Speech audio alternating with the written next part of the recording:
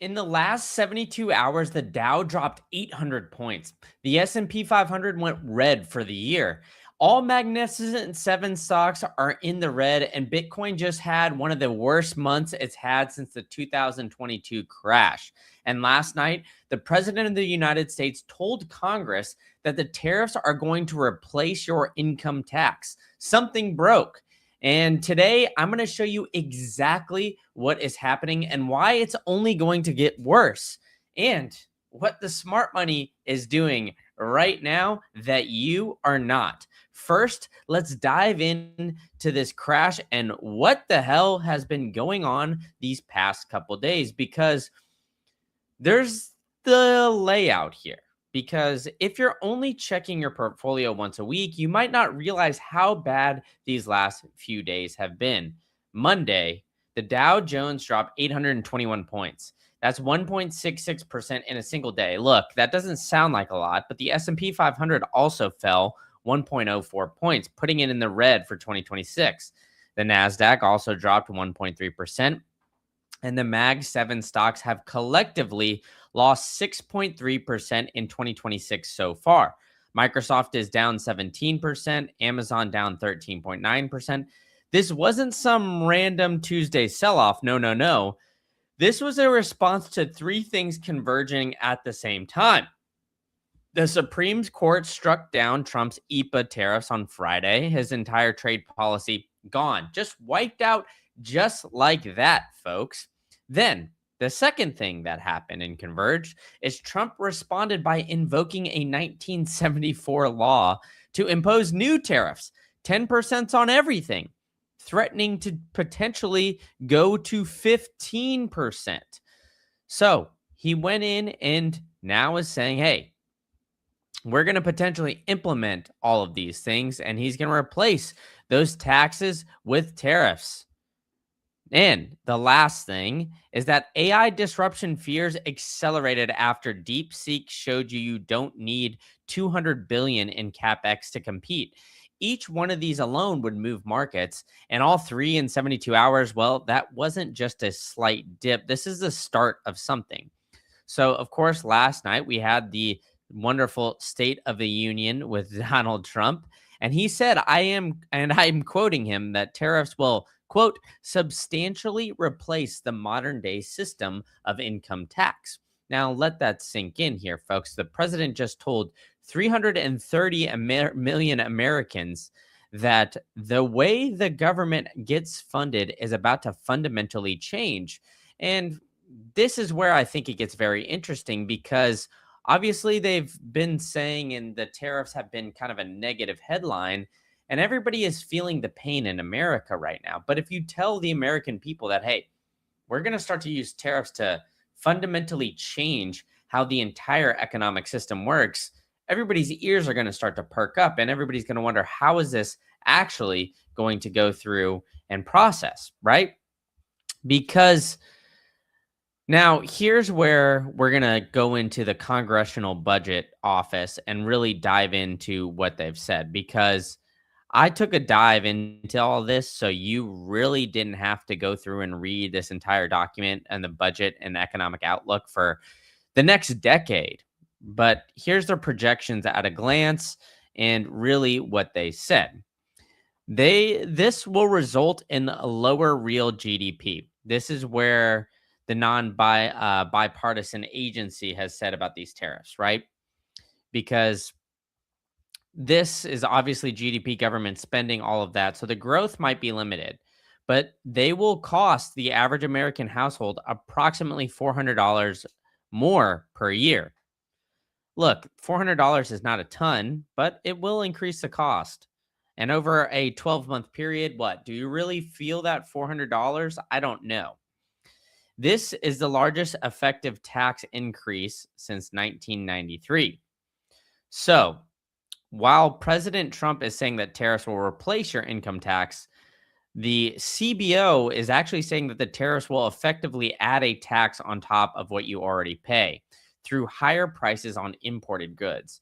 And the Supreme Court told him that the first tariff approach was unconstitutional. So now he's using a different law, the Trade Act of 1974, which legal experts are already saying will face its own challenges. Markets hate this uncertainty. And right now, nobody, not businesses, not investors, not even the administration's own lawyers, knows which tariffs are legal and which are not. And this is the problem here because which will stick? And what are the rules that are going to be implemented here in the next month? The technology sector has been holding up the entire market for a few years, but honestly, recently we're starting to see these Mag 7 stocks really have some cracks in the market here, folks. And that's where, people are starting to get worried about how this market is actually performing because the Mag 7, now if that actually starts to fall, that's when the snowball effect is really going to take a turn, right? I mean, that's when everything is really coming down. Every single Mag 7 stock is negative in 2026. Microsoft's down 17%. Look, I know I'm saying in 2026. Folks, we're 2 months into the year. Amazon is down 13.9%. I actually just had an Amazon package delivered literally right before we jumped on stream here. But the Amazon stock is down 13.9% here in this next year. And all 7 are down an average of 6.3%. Now, I know, right? That doesn't sound a lot on paper because 6.3%, okay. But remember, folks, 2 months of the year, Trump slapped 25% tariffs on imported computer chips in January as well.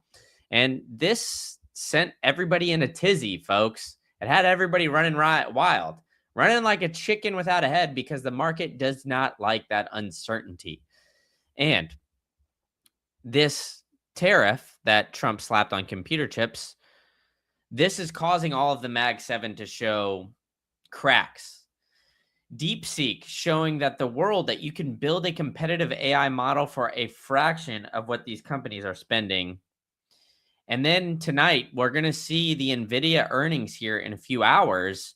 And this is honestly like one of the most important earnings of the quarter because NVIDIA, if it misses or gives weak guidance, the AI trade is officially over and the tech sell-off will accelerate. But on the flip side, if they beat, and it might buy a few weeks, it might buy a few weeks so this AI sell-off won't be continuing to roll down.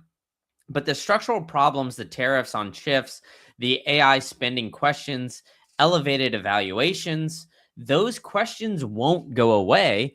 The S&P 500 now, on the other hand, is trading at historically elevated multiples, and the CBO is telling the GDP growth is going to slow. So even with elevated valuations, that slowing growth, well, let's just say that's not going to help with the overall market being as high and as elevated as it is, folks. And this is why this crash is just starting, because the cracks are already starting to come to the surface. And let's just face it, if these big dogs start showing some cracks, well, they've been carrying the market for quite some time. And this is what everybody has been worried about, is that these cracks are going to come through. And now let's just face it.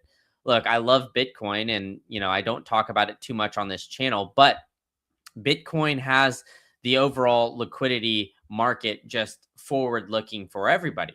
And what have we seen from Bitcoin here fairly recently is we've been seeing, a lot of cracks in Bitcoin. It's had its worst month since June of 2022. And that was the month Luna collapsed and Three Arrows Capital blew up. And it's been down 24% in February alone. 4.5 billion have been taken out of the ETF. 4.5 billion, folks. That's not a small amount. I mean, sure, it's one of the fastest growing ETFs in history, but it's been having 5 consecutive weeks of money leaving Bitcoin ETFs, which is the longest streak since they've launched, literally since they've launched. So now, I think it's through and the price has dropped from 95K to 65K in 3 months. And here's where the thing that nobody is connecting. The same institutions that caused this crash in crypto are the ones profiting from it, right? So while retail is panic selling at a loss, these hedge funds are flipping, right? They're flipping from, oh, like it's short, I don't know. They're now actually going long Bitcoin. And that's another aside, maybe for a full nother, live stream in itself. But the tech news, I think, is where this is going to spill over because, you know, Bitcoin is the canary in the coal mine that everybody's looking for in liquidity. And I think traditional hedge fund managers now are actually starting to see it.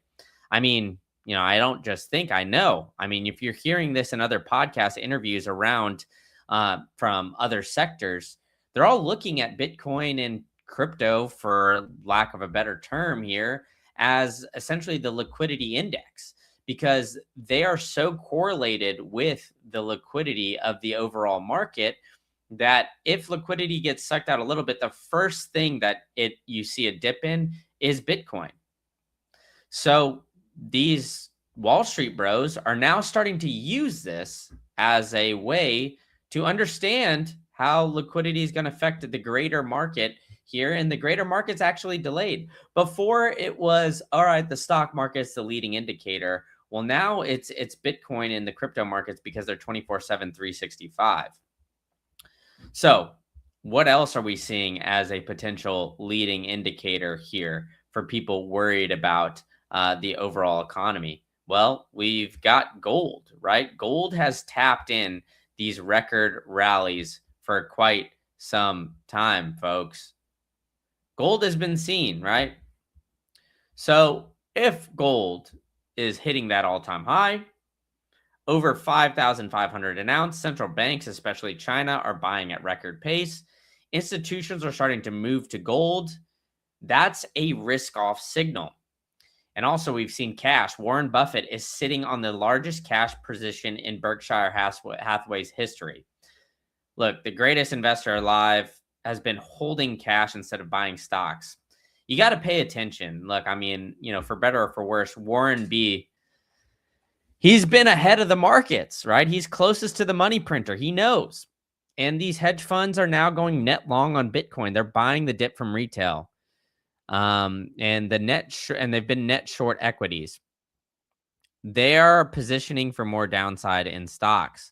The bonds, the yield curve is flattening, which historically is one of the most reliable signals that a recession or risk off period is coming. Michael Howell, who has been, kind of ahead of all of this, I just listened to him on a great podcast. He says that the data is suggesting a flattening significantly by mid-year. And the pattern is clear. Smart money is moving to safety, folks. Gold, cash, bonds, while retail is still holding these overvalued tech stocks. And they're panic selling Bitcoin at the bottom. Look, I'm not a financial advisor, but I think everybody should be thinking about this right now. What signals are you seeing in the market? We're seeing US consumer confidence improve after cratering in early 2026, right? So you need to understand these cycles because the consumers are generally the exit liquidity for these big guys, right? I mean, McLovin in this chat knows, he knows. When McLovin's trying to use his fake ID to go purchase alcohol and he sees those things skyrocket, he can't go and, hey, Mr. somebody outside of that liquor store and, hey, mister, can you go buy me a 12-pack? That 12-pack's now $25. That takes quite a few hours to have somebody like McLovin go and buying 12-packs at their local Walgreens, And the S&P 500, these futures are sliding, right? So when these things start to snowball, that's when we start to see the negative effects and the consumer sentiment go down, spending go down. I mean, it's just all this snowball effect, but the consumers are still, out there buying. I mean, I was at a restaurant the other day and it's jam packed. And I think that that's going to continue. The restaurants are not going to slow down, right? So we got to just keep our eyes to the street and keep seeing why everybody is, really still spending. But the reality is this, right? We're seeing Amazon still spend $200 billion on AI, and everybody's asking, why the hell is Amazon doing this? Shouldn't they find a way to do this cheaper? Or does Amazon just have this much money to blow? Right? I mean, this is why the Mag 7 stocks are starting to hurt, because the spending is really starting to come into question. And is AI in a bubble? Everybody's been asking that question. I've made a couple videos on it on this very channel, so make sure you're subscribed.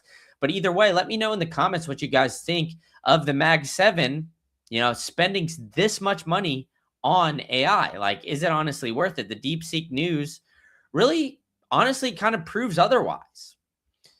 So when you're seeing how, these stocks, these giant companies, these big players are, looking at it, you're like, all right, will these tariffs actually crater the Mag 7, especially somebody like Amazon, when you're seeing how Amazon is, import, export, and their efficiency is essentially their biggest calling card. And if Amazon can't get as efficient as, maybe some of these other guys because of these tariffs, and if Amazon isn't, essentially just this middleman, and they actually have to start making their own products, which they do to a certain extent. But if their own products aren't selling and aren't flying off the shelves, well, is Amazon going to start to get in real bad trouble? I mean, all these questions, it's one of the most uncertain markets that I've ever seen.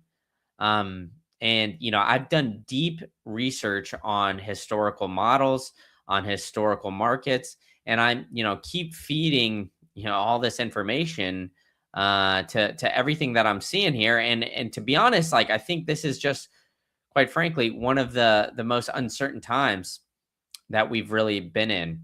And I'm going to keep covering all of it. So be sure you guys are subscribed to the channel. Hit the like button. Let me know in the comments. Join McLovin in the chat. Thank you so much, McLovin. And I'll catch you guys all at the next one.